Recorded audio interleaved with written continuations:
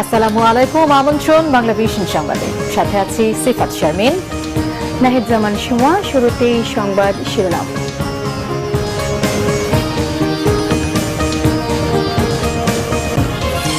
বিচারপতিদের অপসারণ সংক্রান্ত সংবিধানের ষোড়শ সংশোধনী বাতিলের তীব্র সমালোচনা সংসদে। গভীর ষড়যন্ত্র বলেছেন আওয়ামী লীগ নেতা এবং মন্ত্রীরা। রাজনৈতিকভাবে দেউলিয়া আওয়ামী লীগ টিকে আছে গায়ের জোরে, নিরপেক্ষ সরকার ছাড়া কোনো নির্বাচন নয় বলেছেন ফখরুল। রামপালে ইউনেস্কো শর্ত মানবে সরকার, ঝুঁকিপূর্ণ হেরিটেজের তালিকায় উঠবে না সুন্দরবন, জানিয়েছেন উপদেষ্টা। দ্বিমত পরিবেশবাদীদের। আরও বেড়েছে যমুনার পানি, কুড়িগ্রাম, লালমনিরহাট সহ উত্তরের অনেক এলাকা প্লাবিত। সিলেটে ক্ষয়ক্ষতি ৮৮-র চেয়েও বেশি, দাবি জনপ্রতিনিধিদের। শুনছিলেন সংবাদ শিরোনাম। এবারে বিস্তারিত। বিচারপতিদের অপসারণ সংক্রান্ত ষোড়শ সংশোধনী বাতিল করায় বিচারপতিদের তীব্র নিন্দা ও প্রতিবাদ জানিয়েছেন সংসদ সদস্যরা। এই রায়কে গভীর ষড়যন্ত্র উল্লেখ করে খতিয়ে দেখার আহ্বানও জানান সদস্যরা। জাতীয় সংসদে দেয়া বক্তব্যে এসব বলেন মন্ত্রী ও আওয়ামী লীগ নেতারা। যে আপনি বিচার যেটা রায় দিয়েছেন আপনাকে অ্যাডিকুয়েটলি প্রমাণ করতে হবে আমরা বেসিক স্ট্রাকচার চ্যালেঞ্জ করেছি, আদারওয়াইজ এ ঘটনা আরো সামনের দিকে এগোবে। বিশ্বের খুব বড় বড় গণতন্ত্রে এখনো পর্যন্ত এই পার্লামেন্টের কাছে এই বিষয়টি আছে। নিজেদের মত তো প্রকাশ করেছেন, আমাদেরকে গরু ছাগল ডেকে, আমাদেরকে অক্ষম অথর্ব ডেকে। অথর্বদেরকেই যদি জনগণ নির্বাচিত করে, আপনারা বিজ্ঞজন আহাজারি করতে পারেন, কিন্তু বলার তো কিছু নাই। জাজরা কার দ্বারা নিযুক্ত হন, এই সংবিধান অনুযায়ী সুপ্রিম হাইকোর্টের জাজদের অ্যাপয়েন্টিং অথরিটি হচ্ছে প্রেসিডেন্ট। সেই প্রেসিডেন্টের অ্যাপয়েন্টিং অথরিটি হচ্ছে পার্লামেন্ট। সেই প্রেসিডেন্ট অভিশংসিত হবেন পার্লামেন্টে, আর তার অ্যাপয়েন্টেড লোকগুলো কে পার্লামেন্ট অভিশংসিত করতে পারবে না। Does it go logically? এটাকে লজিক্যালি যায়? It contradicts the basic structure of the constitution. শয়তানের জবাব দিতে আমাদের কাছে নাই, আল্লাহর কাছে আছে। ফেরেশতার জবাব দিতে আমাদের কাছে নাই, আল্লাহর কাছে আছে। আর আল্লাহর কোনো জবাব দিতে নাই। আপনারা কি তার থেকেও শক্তিশালী যে আপনাদের কোনো জবাব দিতে নাই? কোনো কারণে যদি চিফ জাস্টিসের বিরুদ্ধে অভিযোগ আসে, তাহলে অন্য একজন ওই দুজনের পরে যে সিনিয়র তিনি হবেন। আপনি বলেন একজন প্রধান বিচারপতির বিরুদ্ধে তার সাবঅর্ডিনেট, তার সহকর্মী, তারা কি বিচার করতে পারবে? আমরা রাষ্ট্রপতিকে ইমপিচ করতে পারি, মাননীয় স্পিকারকে করা যায়, কিন্তু এক জায়গায় করা যাবে না। এটা হতে পারে না, পৃথিবীর সব দেশেই পদ্ধতি। সুতরাং আপনার মাধ্যমে মাননীয় আইনমন্ত্রীকে আমরা বলবো এই ব্যাপারে বাস্তবসম্মত কোনো সিদ্ধান্ত গ্রহণ করা আমাদের প্রয়োজন। এমিকাস কিউরি হিসাবে ওখানে বক্তৃতা করেছেন, আমি বলবো সবাই অসত্য, সত্যতা লেশমাত্র নাই। পৃথিবীর সমস্ত সভ্য দেশে এখনো পার্লামেন্ট সার্বভৌম এবং তারাই বিচারপতিকে ইমপিচ করার ক্ষমতা রাখে। ডক্টর কামাল হোসেনের নামের সাথে লেখে উনি 72-এর সংবিধানের প্রণেতা। আর এই সংবিধান প্রণয়ন করেছে বঙ্গবন্ধুর নির্দেশে। আপনি যেহেতু পার্লামেন্টের মেম্বার না, যেহেতু আপনি কোনো কিছু না, সেই জন্য ক্ষোভে, দুঃখে, কষ্টে আপনি কাজটি করেছেন। সুতরাং আপনাদেরকে ধিক্কার দেওয়া ছাড়া আমার আর কিছু নাই। বিচার বিভাগ স্বাধীন, স্বাধীন বলতে কতটুক স্বাধীন? আর সেটা পার্লামেন্টের চেয়ে বেশি বড় হাত হতে পারে না বিচার বিভাগে। আপনারা যেটা করেছেন, আপনারা যেটা বলছেন সংবিধান কি অবৈধ এবং সংবিধান পরিপন্থী। আপনাকে প্রমাণ দিতে হবে কোথায় সংবিধান পরিপন্থী। সংসদের হাতে দায়িত্ব থাকবে। আপনি রায় দিচ্ছেন, আপনার রায় দিয়ে বসে থাকে। এই সংসদ যদি ওইটাকে কার্যকর না করে তাহলে ওটা কোনো দিনই কার্যকর হবে না। শত্রুকে মৃত্যু মনে করলে হবে না। মাননীয় প্রধানমন্ত্রী, এরা জঘন্য খেলায় মেতে উঠেছে। এই বাংলাদেশকে আবার একটা বিভিন্ন ষড়যন্ত্রের মাধ্যমে এমন একটা পরিবেশ সৃষ্টি করতে চায়, আপনি তো জানেনই। সেই সৃষ্টি করে ঘোলা পানিতে এরা মাছ শিকার করতে চায় যে এদের ভাগ্যে কোনো কিছু মেলে কিনা, সেটা করতে দেওয়া যাবে না। সুতরাং কঠোর হস্তে সে যেই হোক না কেন, সে বিচারপতি হোক, প্রধান বিচারপতি হোক, যেই হোক না কেন যদি এই ধরনের ষড়যন্ত্র করে তাকে ইমপিচমেন্ট করার ক্ষমতা এই পার্লামেন্টে আছে, ওই রায়তে ইমপিচমেন্ট বন্ধ হবে না, আমরা তাকে ইমপিচমেন্ট করব। ষোড়শ সংশোধনীর মাধ্যমে সংবিধানের মৌল কাঠামো আঘাতপ্রাপ্ত হয়নি, অর্থাৎ 72-এর মূল সংবিধানের 96 অনুচ্ছেদ কোনোভাবেই সংবিধানের মৌল কাঠামো বিরোধী নয়, বরঞ্চ মৌল কাঠামো উদ্বুদ্ধ করে এবং এটা প্রকাশ করে। মাননীয় স্পিকার, সংবিধানের অনুচ্ছেদ 7 এবং 11-এর জনগণের যে মৌল ক্ষমতার অধিকারী, সেই ক্ষমতা বলে আমি মনে করি আমি এমপি হিসাবে, মন্ত্রী হিসাবে দায়বদ্ধ জনগণের কাছে, নির্বাহী বিভাগ দায়বদ্ধ, বিচারপতিরাও জনগণের কাছে দায়বদ্ধ থাকতে হবে। সেনা কর্মকর্তাদের পদোন্নতির ক্ষেত্রে পেশাগত দক্ষতা, মুক্তিযুদ্ধের চেতনায় বিশ্বাস, নেতৃত্বের গুণাবলী, শৃঙ্খলার মান, সততা, আনুগত্য, সর্বোপরি উপযোগিতার উপর গুরুত্ব দেওয়ার নির্দেশ দিয়েছেন প্রধানমন্ত্রী শেখ হাসিনা। ঢাকা সেনানিবাসে সেনা সদর কনফারেন্স হলে সেনা সদর নির্বাচনী পরিষদ 2017-এর উদ্বোধনী অনুষ্ঠানে প্রধানমন্ত্রী এই নির্দেশনা দেন। কর্মক্ষেত্রে বিভিন্ন বিষয়ে বিশেষ অবদান রাখা কর্মকর্তাদের অগ্রাধিকারে রাখার বিষয়ে মত দিয়েছেন তিনি। সেনাবাহিনী এবং সেনা সদস্যদের উন্নয়নে সরকারের নানা উদ্যোগ তুলে ধরেছেন প্রধানমন্ত্রী। পদ্মা সেতু, পার্বত্য এলাকায় দুর্যোগ মোকাবেলা সহ জঙ্গি দমনে সেনাবাহিনীর ভূমিকার প্রশংসা করেন তিনি। সেনা সদরের নির্বাচনী পরিষদ লেফটেন্যান্ট কর্নেল থেকে কর্নেল এবং কর্নেল থেকে ব্রিগেডিয়ার জেনারেল পদমর্যাদার পদোন্নতি তালিকায় থাকা কর্মকর্তাদের বিষয়ে সিদ্ধান্ত নেবে। অনুষ্ঠানে সেনাবাহিনীর প্রধান জেনারেল আবু বেলাল মোহাম্মদ শফিউল হক, প্রধানমন্ত্রী নিরাপত্তা বিষয়ক উপদেষ্টা অবসরপ্রাপ্ত মেজর জেনারেল তারেক আহমেদ সিদ্দিক, মুখ্য সচিব ডক্টর কামাল আব্দুল নাসির সহ অন্যান্যরা উপস্থিত ছিলেন। এদিকে প্রধানমন্ত্রী শেখ হাসিনার সাথে সৌজন্য সাক্ষাৎ করেছেন মার্কিন নৌবাহিনীর প্যাসিফিক কমান্ডের কমান্ডার। রোববার ঢাকা সেনানিবাসে সশস্ত্র বাহিনী বিভাগস্থ কার্যালয়ে বাংলাদেশ সফররত admiral Harry B Harris junior প্রধানমন্ত্রীর সাথে দেখা করেন। Commander US Pacific commander admiral Harry B Harris জুনিয়রের নেতৃত্বে 18 সদস্যের এই প্রতিনিধি দল 3 দিনের সফরে ঢাকায় আসেন। এদিকে সন্ধ্যায় জাতিসংঘের শরণার্থী বিষয়ক হাই কমিশনার ফিলিপ্পো গ্রান্ডি প্রধানমন্ত্রীর সাথে সৌজন্য সাক্ষাৎ করেন। জাতীয় সংসদ ভবনস্থ প্রধানমন্ত্রীর কার্যালয়ে এই সাক্ষাতে বিশ্বে ক্রমবর্ধমান শরণার্থীর সমস্যা নিয়ে তাদের মধ্যে আলোচনা হয়।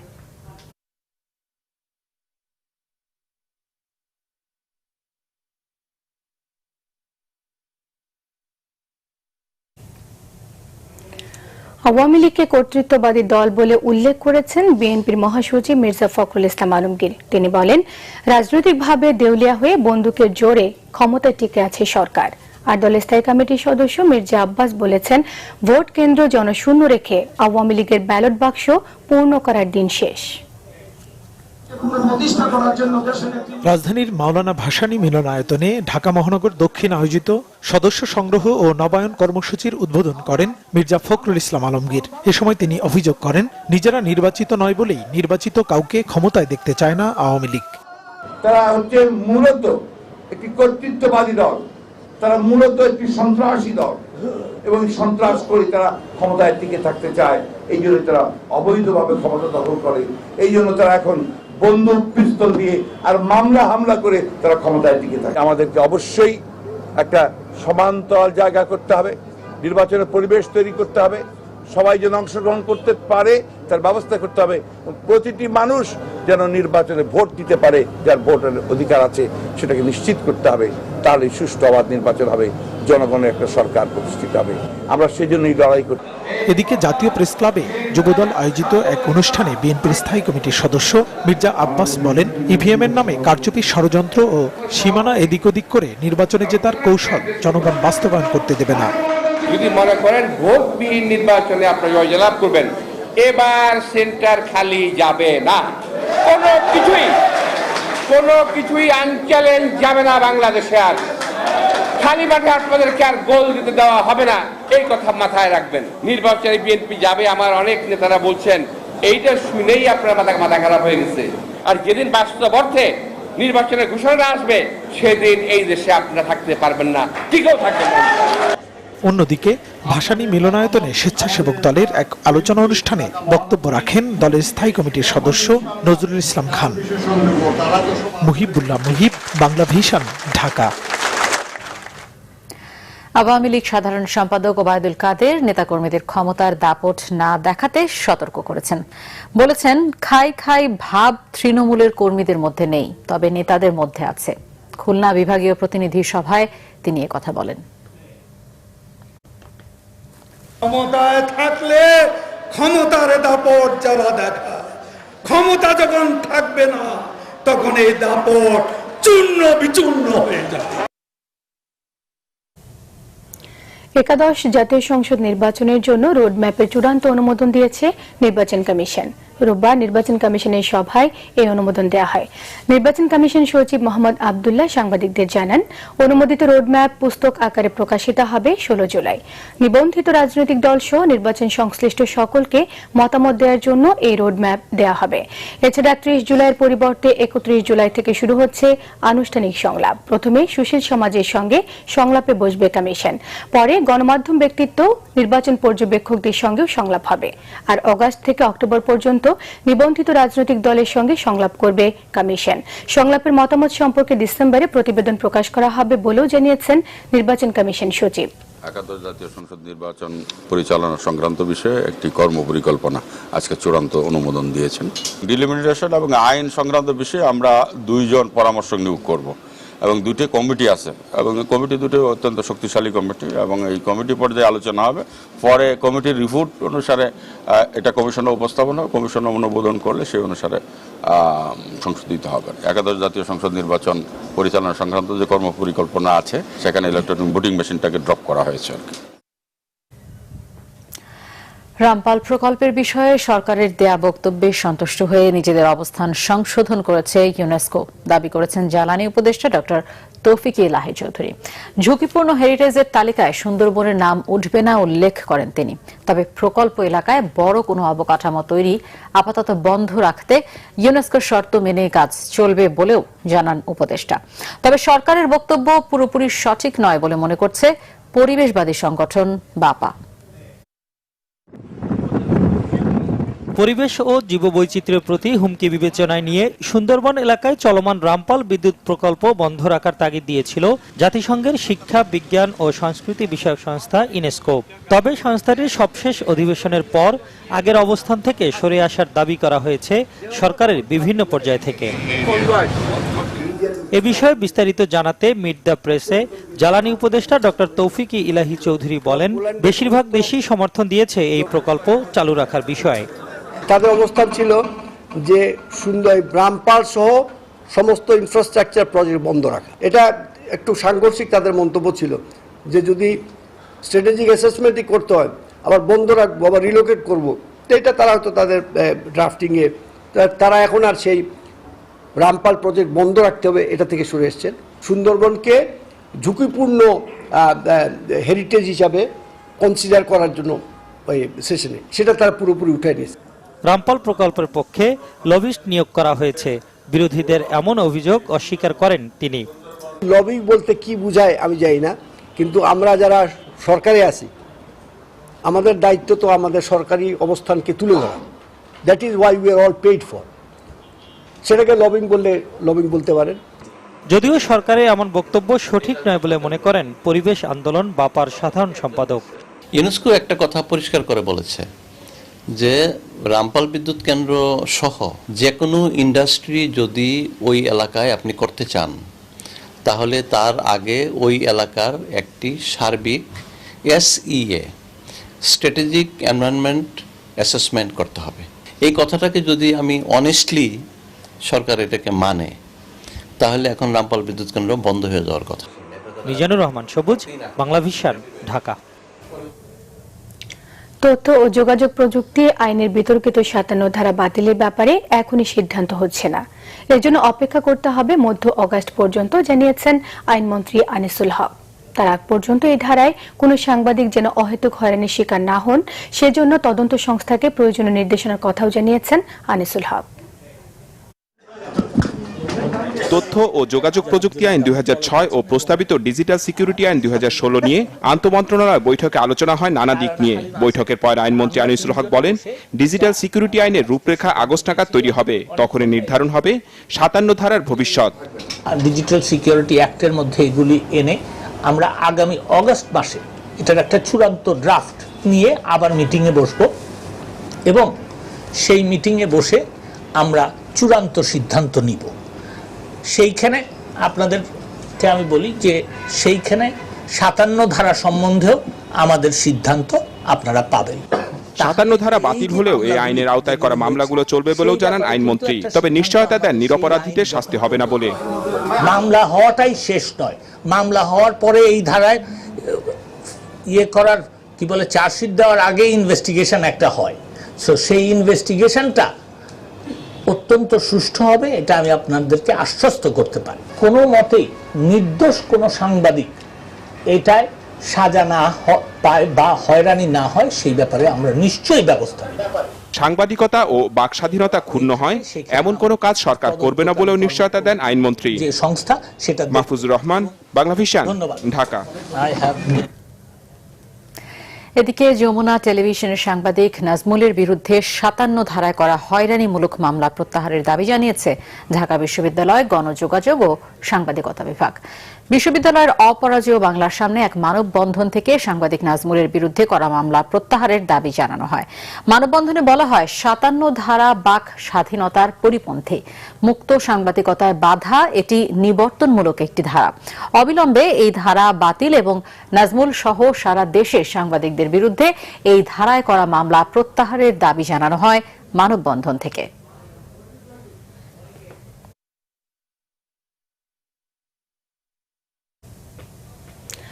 বনানীতে 2 ছাত্রীর ধর্ষণের মামলায় আপন জুয়েলার্সের মালিক দিলদার আহমেদের ছেলে সাফাত আহমেদ সহ 5 জনের বিরুদ্ধে অভিযোগ গঠনের শুনানি হবে 13 জুলাই। রোববার ঢাকা 2 নম্বর নারী এবং শিশু নির্যাতন দমন ট্রাইব্যুনালের বিচারক শফিউল আজম এ তারিখ দেন। আসামি নাইম আশরাফের আইনজীবী শুনানি পেছানোর আবেদন মঞ্জুর করে এ তারিখ দেওয়া হয়েছে।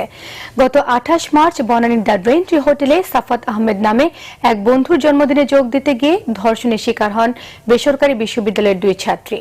ঘটনার প্রায় 40 দিন পর 2 শিক্ষার্থী ধর্ষণের অভিযোগে 5 জনের বিরুদ্ধে মামলা করা হয়। বিচারহীনতার সংস্কৃতি জেকে বসায় বাড়ছে ধর্ষণ সহ যৌন সন্ত্রাস, অভিমত বিশেষজ্ঞদের। তারা মনে করেন পারিবারিক অশান্তি, সুলভ পর্নোগ্রাফি, ফেসবুক সহ সামাজিক যোগাযোগ মাধ্যমের যথেচ্ছা ব্যবহার, মূল্যবোধের অবক্ষয় ও যৌন সন্ত্রাসের কারণ। এক্ষেত্রে নারীদের আরও সতর্ক থাকার তাগিদও দেন বিশেষজ্ঞরা। ধর্ষণ ও যৌন হয়রানির সাম্প্রতিক কয়েকটি ঘটনায় দেশ তোলপাড়, বিবেকবান মানুষ হতভম্ব। এমন অপরাধের বিরুদ্ধে দিন কয়েক সবাই নড়ে চড়ে বসলেও কিছুদিনের মধ্যে ইস্যু পাল্টে যাচ্ছে। এই সুযোগে সামাজিক ব্যাধির যেন বিস্তার ঘটছেই। যৌন সন্ত্রাস থেকে বাঁচতে তরুণী সহ নারীদের সচেতন হওয়ার পরামর্শ বিশেষজ্ঞদের। দ্রুত সবাই ইন্ডিপেন্ডেন্ট হতে চায়, হ্যাঁ, সবার টাকা পয়সা থাকতে হবে, সবার কিছু আয় করতে হবে। সো কোন উপায়ে আয় করছে সেটার দিকে আর মনোযোগ থাকছে না সবার। এটা একটা ক্যাপিটালিজমের প্রতারণার জায়গায় পড়ে যাচ্ছে আমাদের দেশের ছেলেমেয়েরা, বিশেষ করে মেয়েরা। এটাও একটা বড় বিষয়। মেয়েদেরকে খুব গুরুত্ব সহকারে যে কোনো সম্পর্কে যাবার ক্ষেত্রে, যে কোনো সম্পর্ক, সেটা বন্ধুত্ব হোক, সেটা বয়ফ্রেন্ড গার্লফ্রেন্ড হোক, প্রেমের সম্পর্ক হোক, বৈবাহিক সম্পর্ক হোক, খুব সতর্কতার সাথে যেতে হবে। সামাজিক যোগাযোগ মাধ্যমটি অনেক ক্ষেত্রেই কিন্তু নেতিবাচকভাবে ব্যবহার হয় বা ব্যবহৃত হচ্ছে। সেক্ষেত্রে রাষ্ট্রীয় কিন্তু কোনো কন্ট্রোল নাই। শুধু একটি আইসিটি আইন তৈরি করলেই সামাজিক যোগাযোগ মাধ্যমগুলো জনগণের কল্যাণে ব্যবহৃত হবে, এটি বাংলাদেশে মনে করার আমি মনে করি কোনো সার্থকতা নাই। অতীতে ধর্ষণের বিচার না হওয়ায় অপরাধীরা বাড়তি সাহস পাচ্ছে বলে মনে করছেন তারা। আইন অমান্য কিংবা আইন প্রয়োগের ক্ষেত্রে যে সময়ের কালক্ষেপণ অপরাধের সংখ্যা বৃদ্ধি করবে, এটাই স্বাভাবিক। বিচারহীনতা সংস্কৃতি যতদিন আমাদের দেশে থাকবে ততদিন আমাদের আসলে কোনো কিছুতেই সেভাবে বিচার, যারা অপরাধ করবে তারা সচেতন হবে না। আপন জুয়েলার্সের ঘটনাটায় সাফাতের যে বিচারাধীন অবস্থায় আছে, কিন্তু সেটা যেন একটা দৃষ্টান্তমূলক শাস্তি হয়। সেটা যদি দৃষ্টান্তমূলক শাস্তি না হয় তাহলে দেখা যাবে যে একই ঘটনার পুনরাবৃত্তি অলরেডি ঘটেছে, আরও সামনে ঘটবে। যৌন সন্ত্রাস রোধে সামাজিক সচেতনতার সাথে নৈতিক ও মানবিকতার শিক্ষা বাড়ানোর তাগিদও বিশেষজ্ঞদের। S M Foyez, Banglavision, Dhaka. কয়লা আমদানির ক্ষেত্রে কোনো শুল্ক না রেখে সৌর বিদ্যুতের যন্ত্রাংশের উপর 10% শুল্ক আরোপের সিদ্ধান্তে বিস্ময় এবং ক্ষোভ প্রকাশ করেছেন পরিবেশ বিজ্ঞানী এবং জ্বালানি বিশেষজ্ঞরা। তারা বলছেন, প্রকৃতি বান্ধব সৌর বিদ্যুৎকে নিরুৎসাহিত করে পরিবেশ ও স্বাস্থ্যের জন্য হুমকি কয়লার ব্যবহার বাড়ানোর উদ্যোগ নিয়ে বাংলাদেশ আত্মঘাতী পথেই হাঁটছে। গোটা ইউরোপের সিকিভাগ কয়লামুক্ত জ্বালানি ব্যবস্থায় প্রবেশ করেছে। উন্নয়নের দৌড়ে এগুনো যুক্তরাষ্ট্র, চীন, এমনকি ভারতও উদ্যোগ নিয়েছে কয়লা বাদ দিয়ে সৌর বিদ্যুতের মতো নবায়নযোগ্য পরিবেশ বান্ধব জ্বালানি ব্যবস্থা গ্রহণের। কারণ কয়লা বিদ্যুতে যতটা সাশ্রয় হয় তার বহুগুণ খরচ বাড়ে বায়ু দূষণের ফলে স্বাস্থ্যহানির চিকিৎসায়। কিন্তু বাংলাদেশ এক্ষেত্রে একেবারেই ব্যতিক্রম। কয়লা ব্যবহার উৎসাহিত করতেই যেন সম্পূর্ণ শুল্কমুক্ত কয়লা আমদানি। সরকার বিদ্যুৎ উৎপাদন নিশ্চিত করছে, এখন 30% হচ্ছে লিকুইড ফুয়েল থেকে। সরকার আরও 1700 মেগাওয়াট পাইপলাইনে আছে, সে তেলে যাচ্ছে, অর্থাৎ আরও উৎপাদন ব্যয় বাড়বে। সরকার এলএনজিতে যাচ্ছে, আরও উৎপাদন ব্যয় বিদ্যুতের বাড়বে, জ্বালানি সরবরাহ ব্যয় বাড়বে। অর্থাৎ সরকার গ্যাসকে রিপ্লেস করবে তার থেকে বিশ্বের সবচেয়ে উঁচু দামে জ্বালানি দিয়ে। সরকার রিনিউয়েবল এনার্জি থেকে রিপ্লেস করবে না। সরকার এখন ব্যবসা বান্ধব হয়ে গেছে, গণবান্ধব নেই। এরই মধ্যে দেশের প্রত্যন্ত অঞ্চলে বসেছে 45 লাখ সোলার হোম সিস্টেম, যা প্রতি বছর সাশ্রয় করছে প্রায় 1,80,000 টন কেরোসিন। সোলার সিস্টেমের যন্ত্রাংশ আমদানি এতদিন শুল্ক মুক্ত থাকলেও নতুন বাজেটে বসানো হয়েছে 10% কর। গ্রাহক পর্যায়ে 15% ভ্যাট সহ সোলার প্যানেলের দাম সব মিলিয়ে 50% পর্যন্ত বাড়ার আশঙ্কা সংশ্লিষ্টদের। শহরের বড় লোকদের পেছনে বিদ্যুৎ দেওয়ার জন্য যে পরিমাণ আমরা ঘাটতি দিচ্ছি তার অনেক কম খরচে আমরা গরিবের কাছে সৌর, আমরা সেখানে ইনসেন্টিভ দিয়ে যে দারিদ্র্য বিমোচন হবে, আমাদের মেয়েরা লেখাপড়া শিখবে, আমাদের প্রত্যেকটা গৃহিণী তারা সুবিধা পাবে। সংশ্লিষ্টরা বলছেন, পরিবেশ ও মানুষের স্বাস্থ্যের জন্য ক্ষতিকর কয়লাভিত্তিক জ্বালানির উপর থেকে নির্ভরতা ধীরে ধীরে শেষ করার বিষয়ে এখনই পরিকল্পনা প্রণয়ন করা উচিত বাংলাদেশের। সাইমুল হক, বাংলা ভিশন, ঢাকা। যমুনার পানি বৃদ্ধি অব্যাহত থাকায় উন্নতি নেই উত্তরাঞ্চলের বন্যা পরিস্থিতির। কুড়িগ্রাম, জামালপুর, সিরাজগঞ্জ ও লালমনিরহাটে পানিবন্দী লাখ লাখ মানুষ। গত 24 ঘন্টায় নদ নদীর পানি বেড়ে নতুন করে প্লাবিত হয়েছে এসব জেলার নতুন নতুন এলাকা। ত্রাণ সহায়তা না পাওয়ায় অভিযোগ রয়েছে বেশ কিছু জেলায়। দেশের প্রধান প্রধান নদ নদীর পানি বৃদ্ধি অব্যাহত থাকায় প্রতিদিনই প্লাবিত হচ্ছে উত্তরাঞ্চল ও মধ্যাঞ্চলের নতুন নতুন এলাকা। জামালপুরের সার্বিক বন্যা পরিস্থিতির আরও অবনতি হয়েছে। গত 24 ঘন্টায় যমুনার পানি বাহাদুরাবাদ ঘাট পয়েন্টে বৃদ্ধি পেয়ে বিপদসীমার 37 সেন্টিমিটার উপর দিয়ে প্রবাহিত হচ্ছে। পানিবন্দী রয়েছে জামালপুরের 25টি ইউনিয়নের মানুষ। পানির তোড়ে রাস্তা ভেঙে 10টি গ্রামের সড়ক যোগাযোগ বিচ্ছিন্ন রয়েছে। তলিয়ে গেছে জেলার ফসলি জমি। বন্ধ তো এহাজলা আবাদ আছিল, আদি আবাদ তাও তো নেই, নরেরও হয় না, জোরেরও হয় না, খাওয়া নাই, দাওয়া নাই, আন্দাবারে অসুবিধা, আর গরু বাছুর অসুবিধা হয়ে গেছে। টানা বর্ষণ ও ভারত থেকে নেমে আসা পাহাড়ি ঢলে লালমনিরহাটে বৃদ্ধি পাচ্ছে তিস্তা, ধরলা সহ ছোট বড় 10টি নদীর পানি। প্লাবিত হয়েছে তিস্তা ও ধরলা নদীর তীরবর্তী নিম্নাঞ্চল ও চরাঞ্চলগুলো। পানিবন্দী হয়ে পড়েছে 10,000-এরও বেশি পরিবার। তিস্তার পানির আঘাতে ভাঙন ধরেছে আদিতমারির বন্যা নিয়ন্ত্রণ বাঁধে। আতঙ্কিত হয়ে পড়েছেন 10টি গ্রামের কয়েক হাজার পরিবার। আবাদি জমি ডুবে যাচ্ছে, সরকারের তো দাবি এই স্পটটা বাঁধবে, ভালো করে স্পটটা ভাঙি যাচ্ছে, তো এইটা বাঁধা লাগবে এখন। কুড়িগ্রামে বন্যা পরিস্থিতি অপরিবর্তিত রয়েছে। গত 5 দিনে ব্রহ্মপুত্র ও তিস্তার পানি বেড়ে প্রায় লাখো মানুষ পানিবন্দী হয়েছে। রাস্তাঘাট তলে গেছে, চতুর্দিকে পানি। আমাদের ইলেকট্রিক বলে কিছু আমাদের দেয়নি, সফর বেড়ার কষ্ট, খাওয়া দাওয়ার কষ্ট। বগুড়ায় তৎপরতা নিয়ে অভিযোগ, তলিয়ে গেছে জেলার কৃষিখাত। সরকারি বেসরকারি ত্রাণ তৎপরতা নিয়ে অভিযোগ করেছেন দুর্গতরা। আউশের যেটা অ্যাসিভমেন্ট হচ্ছে 3,515 হেক্টর, এর মধ্যে 1,060 হেক্টর জমি বর্তমান পানিতে নিমজ্জিত। সরকারের প্রতি থেকে যে অনুদানটা আছে, এই অনুদানটা আরো অনেক বাড়ানো উচিত। গাইবান্ধার ফুলছড়ি পয়েন্টে ব্রহ্মপুত্র নদের পানি বিপদসীমার 14 সেন্টিমিটার উপর দিয়ে প্রবাহিত হচ্ছে। সদর উপজেলার 22টি গ্রামের মানুষ পানিবন্দী। রাস্তাটা ডোবার কারণে মনে করো মানুষের চলাফেরার সমস্যা হচ্ছে। যমুনার পানি বাড়তে থাকায় সিরাজগঞ্জের সার্বিক বন্যা পরিস্থিতির আরও অবনতি হয়েছে। গত 24 ঘন্টায় পানি 8 সেন্টিমিটার বেড়ে তা বিপদসীমার 28 সেন্টিমিটার উপর দিয়ে প্রবাহিত হচ্ছে। প্রচণ্ড স্রোতে নদী তীরবর্তী এনাদপুর থেকে জালালপুরের ভেকা পর্যন্ত 6 কিলোমিটার জুড়ে দেখা দিয়েছে নদী ভাঙন। Morsheda Rasel, Bangla Vision, news desk. সিলেটে বন্যার পানি আরো কিছুটা কমেছে, তবে দীর্ঘমেয়াদী বন্যার কবল থেকে মুক্তি নিয়ে চরম দুশ্চিন্তায় দুর্গতরা। উজানের পাহাড়ি ঢল নিয়ন্ত্রণের উদ্যোগ না থাকায় সরকারের উদাসীনতা এবং পরিকল্পনাহীনতাকে দোষ দেন ভুক্তভোগীরা। আর জনপ্রতিনিধি